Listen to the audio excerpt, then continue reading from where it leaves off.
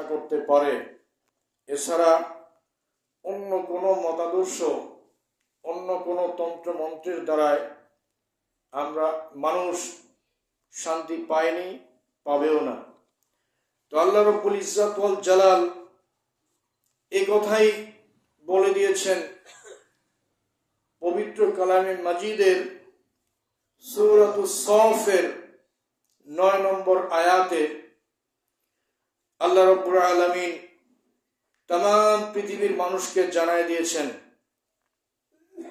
আল্লাহ রাব্বুল ইজ্জত ওয়াল জালাল বলে দিয়েছেন, ওয়াল্লাযী আরসালা রাসূলাহু বিল হুদা ওয়া দীনিল হক লিইয়ুযহিরাহু আলাদ দীনি কুল্লিহি ওয়ালাউ কারিহাল মুশরিকুন। আল্লাহ রাব্বুল ইজ্জত ওয়াল জালাল বলেন, হুয়াল্লাযী, তিনি সেই আল্লাহ যিনি আরসালা রাসূলাহু, যিনি তার রাসূল তথা মুহাম্মদ সাল্লাল্লাহু আলাইহি ওয়াসাল্লামকে পৃথিবীতে পাঠিয়েছেন, এই জমিনের মধ্যে পাঠিয়েছেন। কিসের জন্য? বিল হুদা ওয়া দীনিল হক, হেদায়েত তথা কোরআন নিয়ে এই পৃথিবীতে পাঠিয়েছেন। আর সত্য দিন সহকারে, সত্য দিন তথা ইসলামী জীবন ব্যবস্থা দিয়ে আল্লাহ তাআলা নবী মুহাম্মদুর রাসূলুল্লাহ সাল্লাল্লাহু আলাইহি ওয়াসাল্লামকে এ ধরা পৃষ্ঠে পাঠিয়েছেন। কেন পাঠিয়েছেন? তারপরে আল্লাহ তাআলা আবার স্পষ্টভাবে শব্দটা উল্লেখ করেছেন, লিইয়ুযহিরাহু আলাদ দীনি কুল্লিহি, যাতে করে তিনি কি করেন? তিনি মানে নবী, যাতে করে নবীজি দুনিয়ার সমস্ত মতাদর্শের উপরে, সমস্ত তন্ত্রমন্ত্র, সমস্ত মতাদর্শের উপরে যিনি ইসলামকে বিজয়ী আদর্শ হিসেবে উদ্দীন করতে পারেন। বলেন সুবহানাল্লাহ। লিইয়ুযহিরাহু, যেন তিনি সমস্ত আদর্শের উপরে দ্বীন ইসলামকে বিজয়ী করতে পারেন। বলেন সুবহানাল্লাহ। আলাদ দীনি কুল্লিহি ওয়ালাউ কারিহাল মুশরিকুন। আয়াতের শেষ অংশে বলা হয়েছে যে আল্লাহ তাআলা, তাহলে আমরা এই আয়াত দ্বারা বুঝলাম আল্লাহ তাআলা নবীজিকে দ্বীন তথা ইসলামকে পৃথিবীর জমিনে বিজয়ী করার জন্য পাঠিয়েছেন। এবং বিশ্বনবী সাল্লাল্লাহু আলাইহি সাল্লামের সমগ্র জীবনী পর্যালোচনা করলে দেখা যায়, বিশ্বনবীর যত জীবনী আছে, সিরাত ইবনে হিশাম এবং বিশ্বনবীর জীবনী, সাহাবায়ে কেরামের সোনালী ইতিহাস পর্যালোচনা করলে দেখা যায় যে নবীজি সাল্লাল্লাহু আলাইহি ওয়াসাল্লাম এই দ্বীন ইসলামকে মদিনার বুকে ইসলামী রাষ্ট্র হিসেবে কায়েম করে তিনি ইসলামকে পৃথিবীতে প্রতিষ্ঠিত করে দেখায় দিয়েছেন। বলেন আল্লাহু আকবার। আল্লাহু আকবার। আল্লাহ রাব্বুল ইজ্জত ওয়াল জালাল বলে দিয়েছেন, নবী আমার, আপনাকে প্রেরণ করার উদ্দেশ্য হচ্ছে দুইটা। আপনি এই কারণে আপনাকে প্রেরণ করা হয়েছে, নবী আমার, হুয়াল্লাযী আরসালা রাসূলাহু বিল হুদা ওয়া দীনিল হক, হেদায়েত তথা কোরআন কারীম এবং সত্য দ্বীন সহকারে আপনার আদর্শ আপনি দুনিয়ার জমিনে বাস্তবায়ন করবেন, দুনিয়ার জমিনে আপনি প্রতিষ্ঠিত করবেন।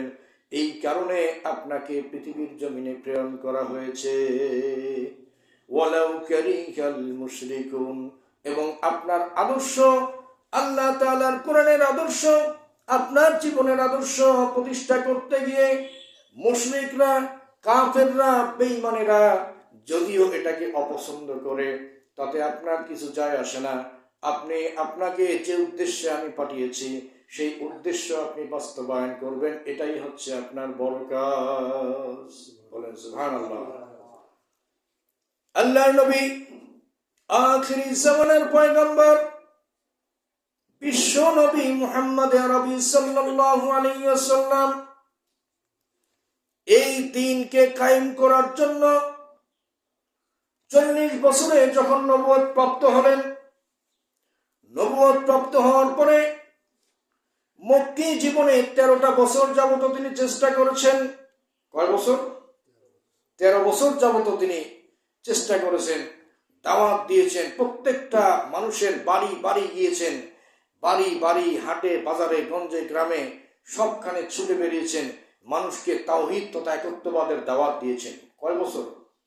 13 বছর যাবত দাওয়াত দিয়েছেন। দীর্ঘ 13টা বছর যাবত দাওয়াত দেওয়ার পরে মক্কা ইসলাম প্রতিষ্ঠিত হয়নি, বরং আল্লাহ তাআলার নির্দেশে আল্লাহর নবী যখন মক্কা থেকে হিজরত করে মদিনায় পাড়ি জমালেন, মদিনায় পাড়ি জমানোর পরে আল্লাহ রাব্বুল আলামিন আবারও মদিনায় 10টা বছর যাবত নবীজিকে এই কাজে লাগাই দিলেন। কয় বছর? মক্কায় 13 বছর, মদিনায় 10 বছর। মদিনায় 10 বছরের অক্লান্ত পরিশ্রমের পরে, অক্লান্ত পরিশ্রম, ঘাম ঝরানো আর রক্ত ঝরানোর বদৌলতে মদিনার থেকে তিনি ইসলামী রাষ্ট্র কায়েম করে ফেললেন। বলেন সুবহানাল্লাহ। তাহলে মক্কায় কষ্ট করেছেন কয় বছর? 13 বছর। এই 13 বছরে নবীজি এতটাই কষ্ট করেছেন, ঘাম ঝরিয়েছেন, সময় দিয়েছেন, দিন নাই রাত নাই, সময় দিয়েছেন, শ্রম দিয়েছেন, ঘাম দিয়েছেন, এমনকি রক্ত ঝরিয়েছেন। এরপরেও মক্কায় যখন ইসলাম প্রতিষ্ঠিত হলো না, এরপরে আল্লাহ তাআলার ইশারায়, আল্লাহ তাআলার নির্দেশে তিনি হিজরত করে চলে গেলেন কোথায়? মদিনায় চলে গেলেন। মদিনায় চলে যাওয়ার পরে মদিনার বুকে যখন ইসলাম প্রতিষ্ঠিত হয়ে গেল, অনেক ত্যাগ, অনেক কষ্টের বিনিময়ে যখন ইসলাম প্রতিষ্ঠিত হয়ে গেল, ইসলাম প্রতিষ্ঠিত হওয়ার পরে আল্লাহর নবী তার বিশেষ বিশেষ সাহাবায়ে কিরামকে একত্রিত করলেন। একত্রিত করে এক একজন সাহাবাকে এক একটি করে অঞ্চলের দায়িত্ব দিয়ে পাঠালেন। তাদের মধ্যে একজন সাহাবীর নাম হযরতে মুআয ইবনে জাবাল রাদিয়াল্লাহু তাআলা আনহু। কি নাম? কি নাম? খেয়াল করে শুনতেছেন না, খেয়াল করে শুনবেন, অত্যন্ত গুরুত্বপূর্ণ বিষয়টা। হযরতে মুআয ইবনে জাবাল রাদিয়াল্লাহু তাআলা আনহু, আল্লাহর নবী তাকে ডাকলেন। ডাকার পরে বললেন, মুআয রে, তোমাকে ইয়েমেনের গভর্নর হিসেবে আমি পাঠাচ্ছি, ইয়েমেনের গভর্নর হিসেবে আমি তোমাকে নিযুক্ত করেছি। সুতরাং তুমি এখান থেকে, মদিনার থেকে সরাসরি ইয়েমেন চলে যাবে, আর সেখানে গিয়ে তোমার কাজ কি হবে সেই কাজগুলো আমি বলে দিচ্ছি। এটা আমি হাদিস থেকে নোট করে নিয়ে এসেছি। তাহলে যখন মদিনায় গিয়ে, ভালো করে শুনবেন, মদিনায় গিয়ে যখন ইসলাম প্রতিষ্ঠিত হলো, হওয়ার পরে আল্লাহ রাসূল বিশিষ্ট বিশিষ্ট সাহাবীদেরকে তিনি ডাকলেন। ডেকে তিনি বিভিন্ন অঞ্চলে অঞ্চলে তিনি দায়িত্ব দিয়ে পাঠালেন। তাদের মধ্যে একজন সাহাবী হযরতে মুআয ইবনে জাবাল রাদিয়াল্লাহু তাআলা আনহু। বলেন সুবহানাল্লাহ। তো মুআয ইবনে জাবাল রাদিয়াল্লাহু তাআলা আনহুকে আল্লাহ রাসূল ডাকলেন, ডেকে বললেন, মুআয, তোমাকে আমি ইয়েমেনের গভর্নর হিসেবে নিযুক্ত করেছি এবং সেখানে তুমি যাবে। সেখানে যাওয়ার পরে সেইখানে তুমি অবস্থান করবে। অবস্থান করে সেই এলাকার লোকদের উপরে তোমাকে কাজ করতে হবে। কি কাজ করতে হবে? আল্লাহর নবী বলেন, মুআয, তুমি যখন ইয়েমেনের মধ্যে চলে যাবে, সেখানে যাওয়ার পরে তোমার দায়িত্ব হলো সেই ইয়েমেন অঞ্চলের লোকদেরকে তুমি ডাকবে। লোকদেরকে ডেকে এই কথার দাওয়াত দিবে, এই কথার দাওয়াত দিবে আল্লাহ ছাড়া কোনো ইলাহ নাই, আর মুহাম্মদুর রাসূলুল্লাহ সাল্লাল্লাহু আলাইহি সাল্লাম আল্লাহ তাআলার পক্ষ থেকে প্রেরিত রাসূল। বলেন সুবহানাল্লাহ। এক নাম্বার কথা হচ্ছে এইটা, যে তুমি সেখানে যাবে, তোমাকে সেই এলাকার গভর্নর হিসেবে নিযুক্ত করেছি আমি রাসূল। তুমি সেখানে যাবে, সেখানে যাওয়ার পরে লোকদেরকে এই কথা বলে তুমি দাওয়াত দেবে, এই কথার উপর আহ্বান জানাবে যে, হে লোক সকল, তোমরা এই কথার সাক্ষ্য দাও যে এক আল্লাহ ছাড়া কোনো ইলাহ নাই, আর মুহাম্মদুর রাসূলুল্লাহ সাল্লাল্লাহু আলাইহি সাল্লাম আল্লাহ তাআলার কি প্রেরিত রাসূল। বলেন সুবহানাল্লাহ। এরপরে তাদেরকে বলবে, এ লোক সকল, খবরদার তোমরা শিরক করিও না। কি করিও না? শিরক করিও না। যদিও তোমাদেরকে আগুনে জ্বালিয়ে দেওয়া হয় অথবা তোমাদেরকে হত্যা করা হয়, তারপরে তোমরা শিরক করিও না। এরপরে আল্লাহ নবী বললেন, মুয়াজ রে, তারপরে তুমি লোকদেরকে বলবে, হে লোক সকল, তোমরা নামাজ কায়েম করো, যাকাত দাও, রমজান মাসের রোজা রাখো। তাহলে আল্লাহ নবী মুয়াজ রাদিয়াল্লাহু তাআলা আনহুকে ডেকে ডেকে কি বলছেন? এক নম্বরে এই কথার তুমি জনসমুদ্রে এই কথা ছড়িয়ে দাও, এই কথার আহ্বান করো যে আল্লাহ ব্যতীত কোনো ইলাহ নাই, আর মুহাম্মদুর রাসূলুল্লাহ সাল্লাল্লাহু আলাইহি সাল্লাম আল্লাহ তাআলার পক্ষ থেকে প্রেরিত, বলেন, প্রেরিত রাসূল। আর দ্বিতীয় কথা হচ্ছে, খবরদার লোকদেরকে বলে দিবা যে তোমরা শিরক করবে না, আল্লাহর সাথে শিরক করবে না, অংশীদার সাব্যস্ত করবে না। আর যদিও তোমাদেরকে আগুনে পুড়িয়ে ফেলা হয় বা জ্বালানো হয়, তারপরে আল্লাহর সাথে কাউকে শিরক করবে না। 3 নম্বরে, মুয়াজ, তুমি লোকদেরকে এই কথার আহ্বান জানাবে যে লোক সকল, তোমরা নামাজ কায়েম করো, যাকাত দাও, আর রমজান মাসের রোজা রাখো। তাহলে তাওহীদের, একত্ববাদের বাণী লোকদের কানে কানে পৌঁছায় দিবে। আল্লাহ তাআলার পক্ষ থেকে, রাসূলের পক্ষ থেকে তোমাকে আমি এই নির্দেশনা দিয়ে পাঠাচ্ছি, সেখানে গিয়ে তুমি এই সব কাজ করবে। হযরত মুয়াজ রাদিয়াল্লাহু তাআলা আনহু সেখানে চলে গেলেন। এছাড়াও আরো একটা কথা বললেন, হে মুয়াজ, খবরদার মানুষের উপরে জুলুম করবে না। মানুষের উপরে কি করবে না? জুলুম করবে না, অত্যাচার করবে না। ইত্তাকি দাওয়াতাল মাজলুম, মাজলুমের বদদোয়া থেকে আল্লাহকে ভয় করে চলবা সব সময়। মাজলুম যারা, যারা জুলুমের শিকার, তারা যদি কোনো বদদোয়া করে, তাহলে এই বদদোয়া আর আল্লাহ তাআলার মাঝে কোনো পর্দা থাকে না, অর্থাৎ সরাসরি এটা কবুল হয়ে যায়। বলেন আল্লাহু আকবার। তো এই জন্য আল্লাহ রাসূল বলেন, মুয়াজ রে, খবরদার তুমি মানুষের উপরে কোনো জুলুম করবে না। ইত্তাকি দাওয়াতাল মাজলুম, মাজলুমদের উপরে কোনো জুলুম করবে না। আর মাজলুমদের বদদোয়া থেকে আল্লাহ তাআলাকে তুমি ভয় করে চলবা। কারণ কোন মানুষ যখন জুলুমের শিকার হয়ে যায়, কোন মানুষের কাছে যখন বিচার পায় না, তখন বিচার করার জন্য একমাত্র আল্লাহ তাআলাকে সে বিচার দিয়ে দেয়। সুবহানাল্লাহ, সুবহানাল্লাহ। তো এইসব কথা বলে মুয়াজ রাদিয়াল্লাহু তাআলা আনহুকে পাঠানো হলো ইয়েমেনের মধ্যে।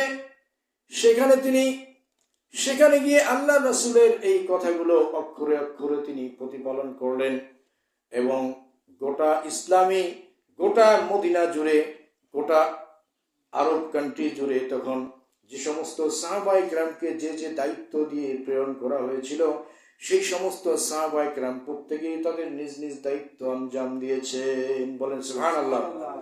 তাহলে এই হাদিস থেকে আমরা স্পষ্টভাবে যে জিনিসটা বুঝলাম, আইডেন্টিফাই করলাম, সেটা হলো যে একমাত্র আল্লাহ তাআলাকে ভয় করতে হবে। কাকে ভয় করতে হবে? আল্লাহ তাআলাকে ভয় করতে হবে। আর বিশেষ করে যখন কাউকে নেতা নির্বাচন করা হবে, তার ভিতরে এই গুণগুলো থাকতে হবে। কি কি গুণ? যিনি নেতা হবেন, যাকে কোনো এলাকার বা কোনো অঞ্চলের বা কোনো রাষ্ট্রের গুরুত্বপূর্ণ কোনো দায়িত্ব প্রদান করা হবে, তার ভিতরে 1 নম্বর যে গুণটা থাকবে, সে গুণটা হলো মানুষকে তাওহীদ ও একত্ববাদের দিকে আহ্বান করতে হবে। এটা হচ্ছে 1 নম্বর গুণ। তিনি মানুষকে তাওহীদ এবং একত্ববাদের দিকে আহ্বান করবেন। 2 নম্বর গুণ হলো সমাজে শান্তি শৃঙ্খলা বজায় রাখার জন্য তাকে সদা সর্বদা কি করতে হবে? কাজ করতে হবে। এরপরে 3 নম্বর গুণ হলো তিনি কোনো মানুষের উপর কি করবেন না? জুলুম করতে পারবেন না। বরং যারা জুলুমের শিকার হয়ে তার কাছে আসবে, এসে যখন বিচার চাবে তখন তাদের পক্ষে সঠিক ফয়সালা করতে হবে, সঠিক বিচার করতে হবে। তো এই হাদিস আমাদেরকে শিক্ষা দেয়, আমরা যখন নেতা নির্বাচন করব, খুব দেখে শুনে কোরআন এবং ইসলামের আলোকে দেখে শুনে যোগ্য নেতৃত্ব আমরা যদি নির্বাচন করতে পারি, তবেই আমাদের সমাজ রাষ্ট্রে শান্তি ফিরে আসবে। কথা বলেন ঠিক না বেঠিক? শুধু তাই না, আরেকটা হাদিসের ভিতরে আসছে, হযরত আলী রাদিয়াল্লাহু তাআলা আনহু বর্ণনা করেছেন। তো এই যে হাদিসগুলো, এগুলোর থেকে জানা যায় যে আল্লাহ রাসূল সাল্লাল্লাহু আলাইহি সাল্লাম বিভিন্ন সাহাবীকে বিভিন্ন জায়গায় এক একটা করে অঞ্চলের দায়িত্ব দিয়ে প্রেরণ করেছেন। তাহলে বোঝা গেল যে যারা যেই পদের যোগ্য তাদেরকে সেই পদে পাঠানো উচিত। কি বলেন? হযরত আলী রাদিয়াল্লাহু তাআলা আনহু বলেন, বাআসানি রাসূলুল্লাহ সাল্লাল্লাহু আলাইহি ওয়াসাল্লাম ইলাল ইয়ামান। হযরত আলী বলেন, আল্লাহর রাসূল সাল্লাল্লাহু আলাইহি ওয়াসাল্লাম আমাকে কাজী হিসাবে, কাজী মানে কি, বিচারক হিসাবে, ওই সময় কাজী মানে বিচার বিভাগের দায়িত্বে ন্যস্ত ছিল, ন্যস্ত যারা থাকতো তাদেরকে বলা হতো কাজী। আর এখনকার আমলে যারা বিবাহ করার দায়িত্বে থাকে তাদেরকে বলা হয় কাজী। কি ভাই, ঠিক না? বলবো না? কাজী আরবি শব্দ, কাজী মানে হলো বিচারক। এখন যেমন বিচারপতি বা জাজ যারা, তাদেরকে আমরা জাজ হিসাবে চিনি বা সাব্যস্ত করি, কিন্তু আসলে এই শব্দটা হলো কাজী। কাজী মানে বিচারক। তো আলী রাদিয়াল্লাহু তাআলা আনহু বলেন যে বাআসানি রাসূলুল্লাহ সাল্লাল্লাহু আলাইহি ওয়াসাল্লাম ইলাল ইয়ামান, আল্লাহর নবী, আল্লাহর রাসূল আমাকে ইয়ামেনের কাজী হিসাবে, ইয়ামেনের বিচারক হিসাবে নিযুক্ত করে সেখানে পাঠাবেন। তো পাঠানোর প্রাককালে আমাকে যখন ডাকলেন, ডেকে বললেন যে আলী, তোমাকে আমি ইয়ামেনের বিচারক হিসাবে নিযুক্ত করেছি, তুমি সেখানে যাবে। তো আলী রাদিয়াল্লাহু তাআলা আনহু বললেন, ফাকুলতু ইয়া রাসূলুল্লাহ, হে আল্লাহর রাসূল, তুরসালুনি ওয়া আনা হাদিসুস সিন্নি ওয়ালা ইলমা লি বিল কাদা। ইয়া রাসূলুল্লাহ, আমি তো বয়সেও কম, আমি তো ছোট মানুষ, আর আমার তো সেই জ্ঞান গরিমা নেই, সুতরাং আমি কিভাবে আপনার এই বিচারকের দায়িত্ব আমি পালন করব? আলী রাসূলকে বললেন। আর দায়িত্বটা দিয়েছেন কে? আল্লাহর রাসূল। আল্লাহ রাসূল তাকে নিযুক্ত করেছেন। আল্লাহ রাসূল বললেন, ফাকালা ইন্নাল্লাহা সায়াহদি কলবাকা ওয়া ইউসাব্বিত লিসানাকা, নিশ্চয়ই আল্লাহ তাআলা তোমাকে এই তোমার অন্তরের ভিতরে এই বিষয়টা দৃঢ় করে দিবেন, মজবুত করে দিবেন। অর্থাৎ যে জ্ঞানটা তোমার এখন নাই, আল্লাহর পক্ষ থেকে আমি রাসূল হিসেবে তোমাকে নিযুক্ত করার কারণে আল্লাহ তাআলাই এই জ্ঞানটা তোমার ভিতরে দিয়ে দেবেন। বলেন সুবহানাল্লাহ। ইন্নাল্লাহা সায়াহদি কলবাকা ওয়া ইউসাব্বিত লিসানাকা, এবং তোমাকে এই কথার উপরে অধিষ্ঠিত রাখবেন। এখন কথা হচ্ছে, আলী রাদিয়াল্লাহু তাআলা আনহুকে বিচারপতি তিনি বানাইলেন। এবার আলী রাদিয়াল্লাহু তাআলা আনহু যে প্রশ্ন উত্থাপন করলেন, এর জবাবে আল্লাহ নবী বললেন, ইদা কদা ইলাইকা রাজুলানি ফালা তাকুযু লিল আউয়ালি হাত্তা তাসমাউ কালামাল আখির। আল্লাহর নবী বললেন, আলী, তুমি এইভাবে বিচার কার্য পরিচালনা করবে যে বাদী এবং বিবাদী যখন তোমার কাছে কোনো বিচার নিয়ে, কোনো মামলা নিয়ে উপস্থিত হবে, তখন তুমি একজনের কথা শুনে কখনো কোনো রায় দিবে না। অর্থাৎ শুধুমাত্র বাদী পক্ষের কথা শুনে কোনো রায় দেয়া যাবে না, অবশ্যই তোমাকে দ্বিতীয় জন মানে বিবাদীর কথাও তোমাকে শুনতে হবে। বাদী এবং বিবাদী, বিচার পক্ষ কটা হয়? দুইটা, একটা বাদী একটা বিবাদী। দুই পক্ষের কথা শুনে তারপরে তোমাকে রায় দিতে হবে। আলী রাদিয়াল্লাহু তাআলা আনহু বলেন যে ফাইন্নাহু ইহদা আন ইয়াতাবায়্যানা লাকাল কদা ক্বালা ফামা শাকাত্তা ফি কদা ইবাদি। আলী রাদিয়াল্লাহু তাআলা আনহু বলেন, আল্লাহ রাসূলের এই কথাটাকে আমি মেনে নিলাম। মেনে নেয়ার পরে আমি যখন উভয় পক্ষের কথা শুনে আমি যখন রায় দেয়া শুরু করলাম, এই যতদিন পর্যন্ত এই পদে আমি নিযুক্ত ছিলাম, কোনোদিন আর কোনো সমস্যা, কোনোদিন কোনো বাধা আমাকে আসক্ত করতে পারে নাই। বলেন সুবহানাল্লাহ।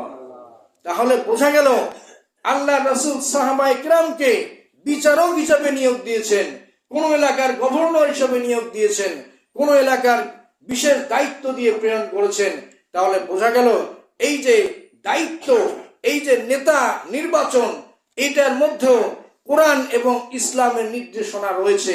কি বলেন, আছে না নাই? সুতরাং আমাদেরও সামনে যেহেতু একটা বিশাল সময় আসতেছে, আমাদেরকেও লক্ষ্য রাখতে হবে যাদের দ্বারা ইসলামের কোনো ক্ষতি হবে না, আমার কোনো ক্ষতি হবে না, সমাজের কোনো ক্ষতি হবে না, রাষ্ট্রের কোনো ক্ষতি হবে না, বরং ইসলাম, দেশ, মানবতার যাদের দ্বারা কল্যাণ হবে, যাদের দ্বারা উপকার হবে, এই রকম লোকদেরকে, এই রকম মানুষদেরকে নেতা নির্বাচন করতে হবে। কথা কি ঠিক না বেটি? এইরকমদেরকে যদি আমরা নেতা নির্বাচন করতে পারি, তাহলে আমাদের সমাজে, আমাদের দেশে, আমাদের এলাকায় শান্তি ফিরে আসবে। কি বলেন, আসবে কি আসবে না? এর প্রমাণ, জলজন্ত প্রমাণ হচ্ছে ইসলামী শাসন ব্যবস্থা।